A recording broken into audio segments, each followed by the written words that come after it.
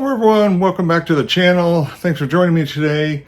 I am going to be working on my wife's 2010 Prius today, reaching a momentous milestone here, coming up on 160,000 miles. Car's running great, and just like new, everything looks good, and I am a big believer in keeping up on the maintenance on it. For those of you that follow me and see my videos on my wife's Prius, you guys already know this, but for those of you that might be new to the Prius and have just recently purchased one, I do a lot of videos on it and try to show people how to do maintenance and keep it running and keep it on the road. So there are certain things that it needs. And if you keep up on these things, hey, it'll keep running. So today though, quick, simple oil change on it, but I thought I would go over a couple of things. I have, to start with, a fresh jug of Pennzoil Ultra Platinum 0W20. Got a Toyota filter. This right here, this is the best oil filter removal wrench that I have ever found for Toyotas anyway. This works great. I'll leave a link for it, but this is a Motive X Tools, and it works beautifully on the cartridge style for the Prius, and it also fits and works great on these smaller oil filters, the spin-on type Toyota filters. So like the N1 and the F1 and things, the filters that fit my GR Corolla, my MR2, my Corolla IM, all of those take similar filters. My Scion XB out there, all of those take the same type of spin-on filter. And so this fits all of those at the same time. So all of these cars, this one oil filter wrench works on, and it works beautifully. Best thing, one of the best tools I've ever bought. It just works, it fits, it never gets stuck on anything. Highly, highly recommend this. And I will leave a link for that. 14 millimeter wrench, or you can use a socket if you want to get the drain plug off. And then this car does have some clips to remove the shield so that you can have access to the drain plug. And so screwdriver or panel pop or something like that. So when I do oil changes on this car also, I do have an oil catch can that I installed. This is a nice thing to have on a Prius.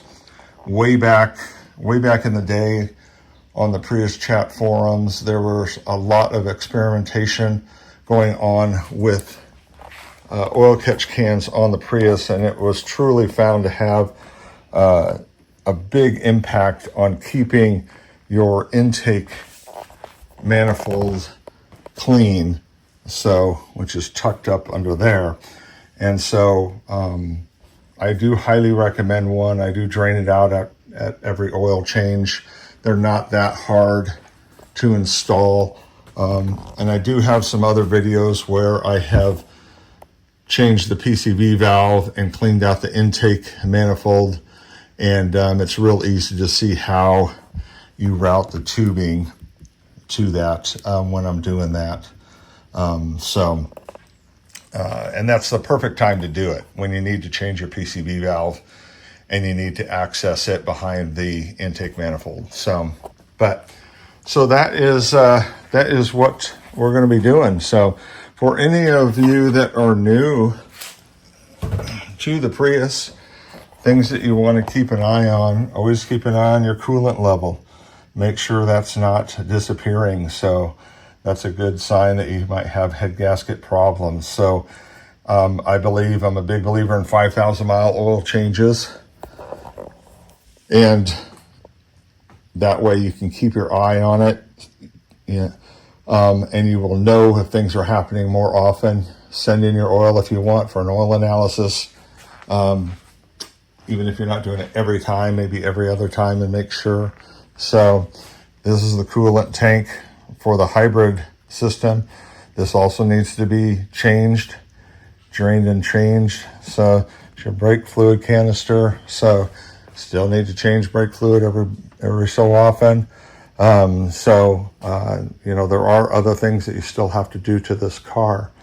So, but if you take care of it, it'll take care of you.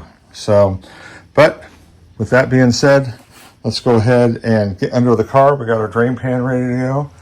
So, and let's get this oil draining. First thing you got to do is loosen this so we can let some air in so the oil can funnel out better. This is the flap on the Prius, and unfortunately, back in this day, Toyota did not make this removable. This just kind of bends down out of the way, and it's honestly, it's kind of a pain in the butt. One thing I do highly recommend also is to have, if you enjoy working on your car and doing some maintenance, is have extra clips. These clips, they break, and it amazes me how many times I see people driving down the road, and I see parts of this undercover just hanging and dragging on the road. So it's funny. I mean, the owners don't even realize it, and by then, honestly, they probably have to replace it because they've worn away enough of it. So just get yourself an assortment of these clips. See, like this one right here, this one's getting harder and harder to get in and out, so it's going to need to be replaced pretty soon, this back one. But if you get an assortment that has different sizes, they usually be in pretty good shape. And I'll leave you a link that has some variety to it. So, and as you can see, this flap, it doesn't come off, so you have to bend it out of the way. So if I'm doing this in the winter and this is cold, it doesn't want to bend. So I'll actually take my heat gun because I don't want to break the plastic. I take a couple of small bungee straps and I loop them onto the hole and actually pull it. Oops. And I pull it straight forward and I loop this, and I use two of them, but I loop them around. Let me clip these on and I'll show you. So there you can see, it kind of pulls up, and I just pull it around and snap it around that. So that holds it for a short time that I need it. So if you're doing this yourself, it's nice, you don't have to over tighten these things. And a couple of ways that you can do this.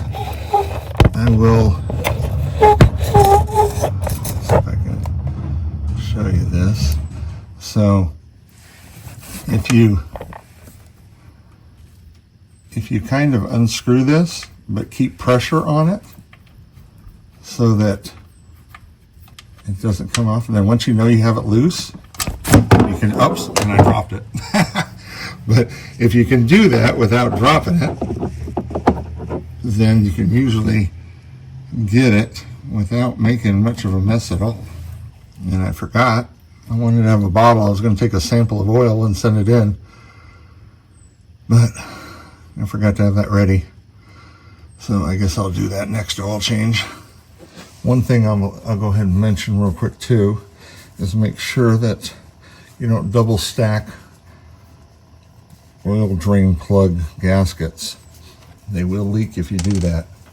Let's get this on so we can get this off. There we go.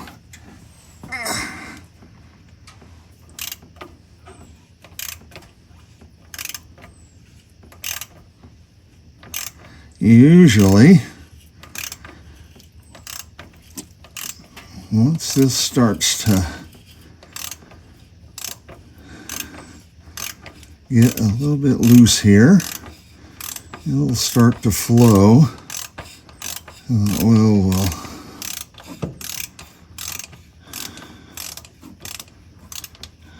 there it comes. And then I'll kind of wiggle this off. There we go. There we go.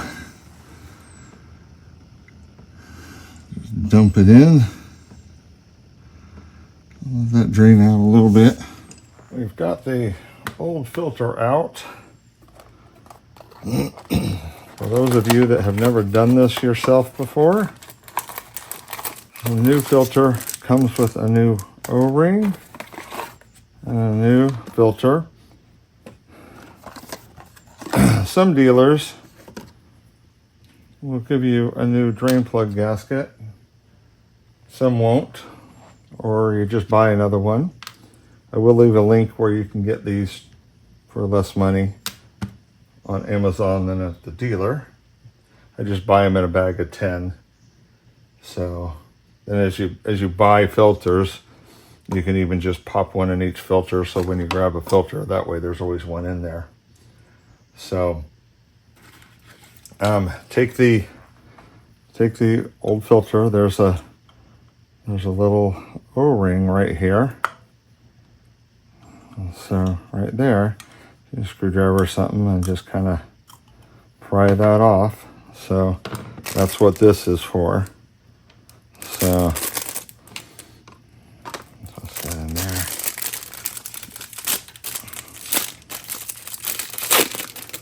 Open up this sucker.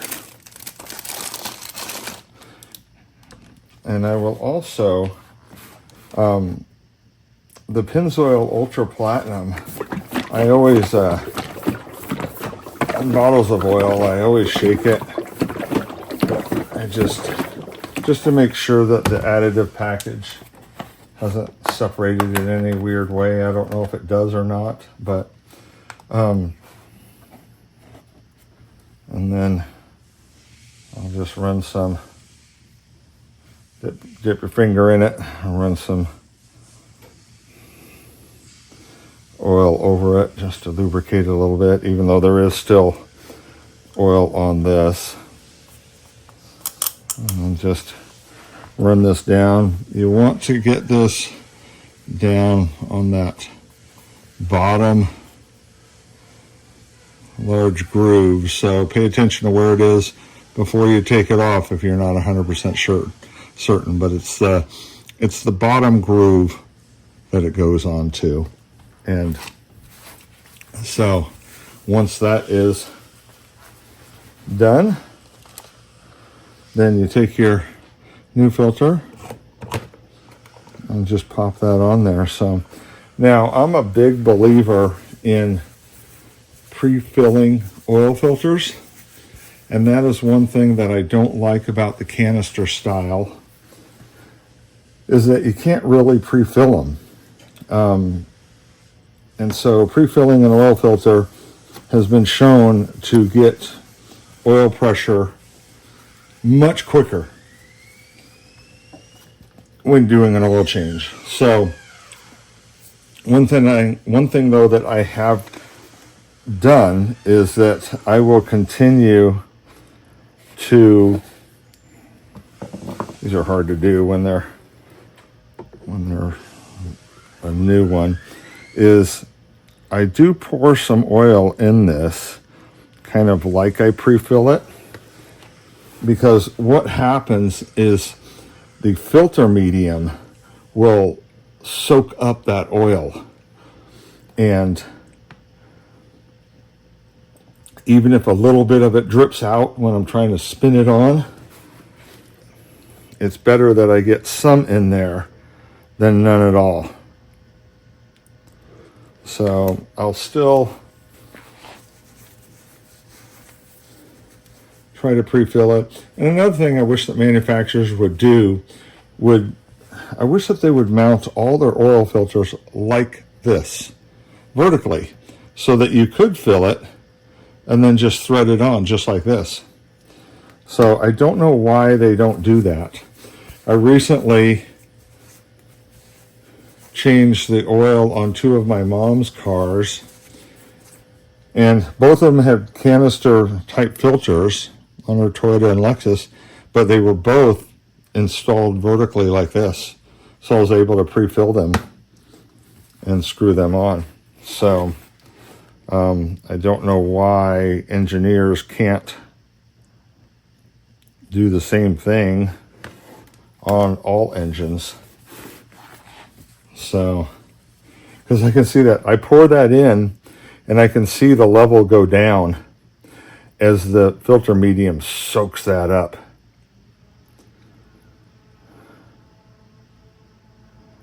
It's amazing. And I've never thought about this before, but I think I'm going to do this. I could probably take this. See how it's all soaked up? See, now it's not on the top. The top is dry. So I'm going to actually take this and invert it and put the dry part now down into the oil, because that will soak it up. Oh yeah, I can actually see you can see the level going down a little bit more. So the filter medium soaking that oil up is at least helping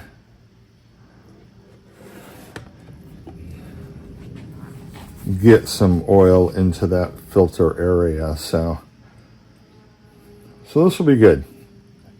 I might lose a little bit of it trying to spin that thing back on real quick, but that's okay.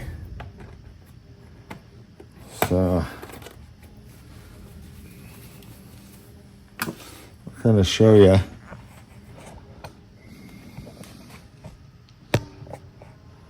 don't know if you can see it or not. You can see the oil down in there. So, but at least I know that the filter itself is saturated with oil and that there is some oil in there. So let's go ahead and get it spun on. This is where I'm going to take my filter and we're going to try to get it in with as much or as little loss as I can. So we'll just get a quick turn. There we go. See? Once you get a couple of threads on it, then and that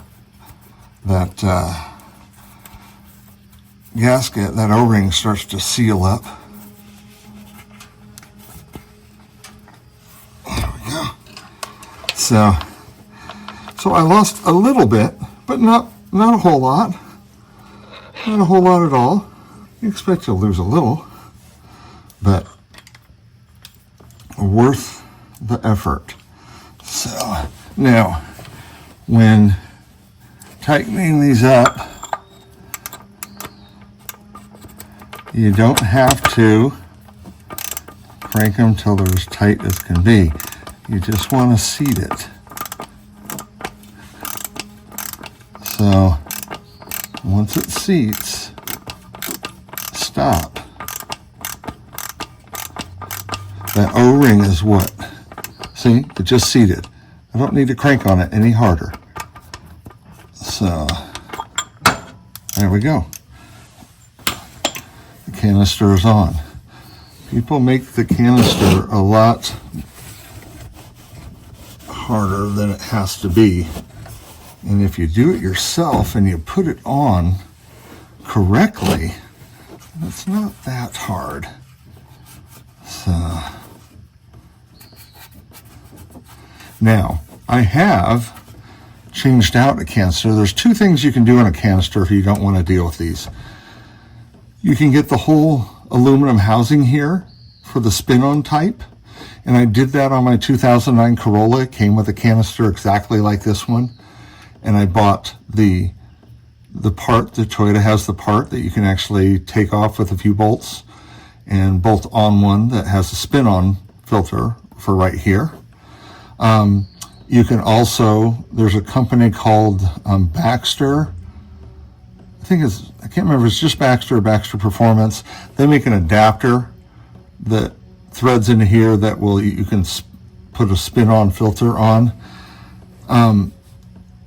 But I'll be honest, I don't know what it is now cost-wise, but I think it was cheaper at the time for me to get the OEM parts and change it out there without having to use any kind of adapter. And I just, I would still, even today, I would feel better doing that route than I would, using any kind of adapter. So just food for thought. So, well, I'm amazed at how much that's still dripping. So I'm going to let that drip some more, guys, before I seal that up.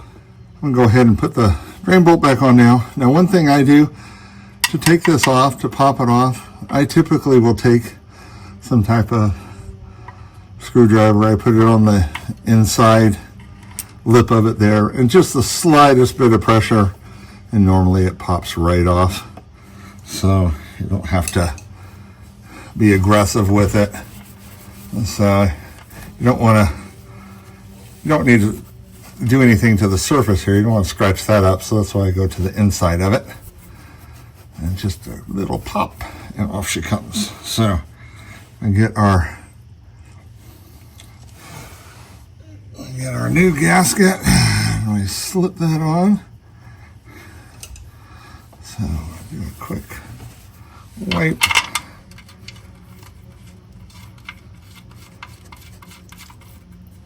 Once again,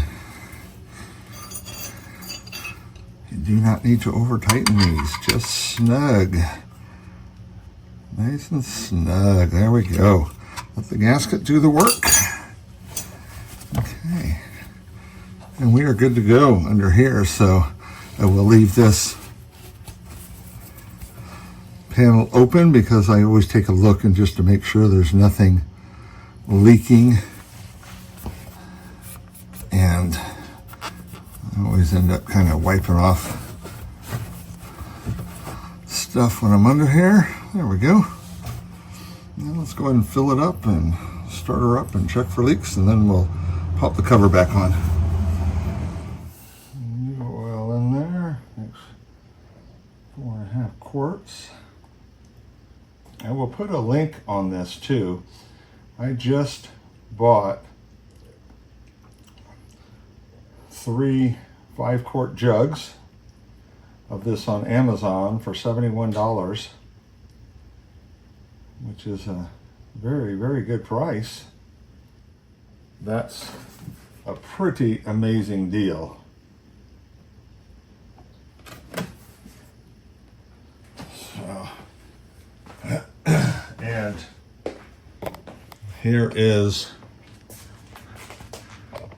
there's my box that just came in.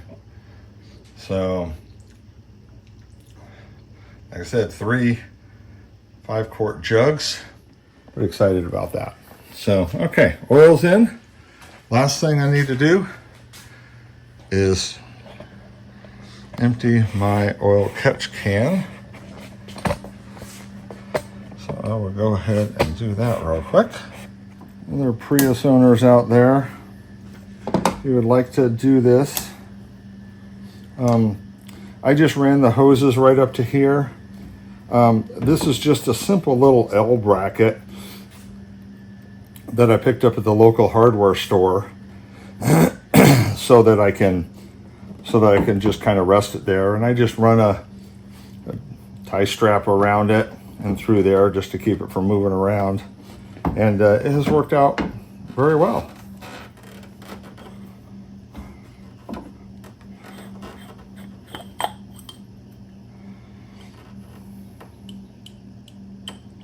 The one thing I don't like about this catch can, though, I should look at getting something different, is it uses some kind of steel wool in here to hold the stuff. It doesn't have a baffle plate in it, so like my other ones do.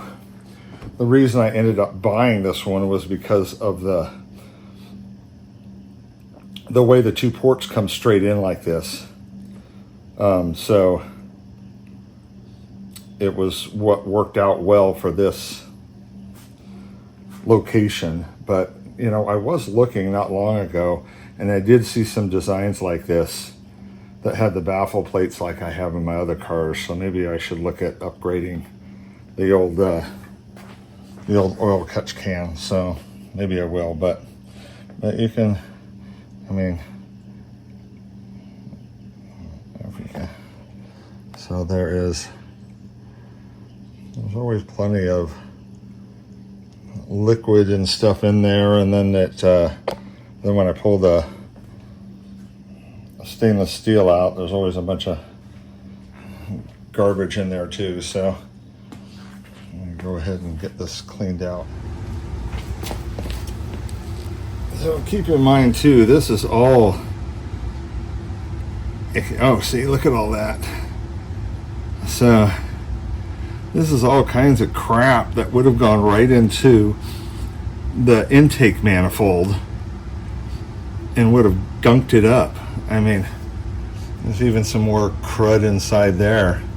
All that would have, and all this crud and thicker mucus type stuff would have all just gone in to the intake manifold and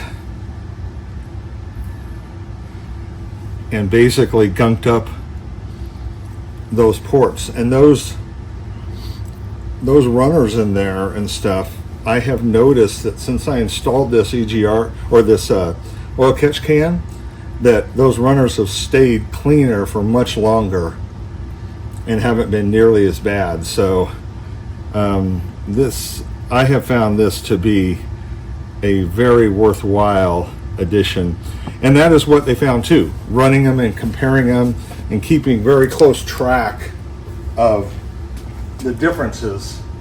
It was found to be a very worthwhile addition. And keep in mind, these are not overly expensive. And that is done.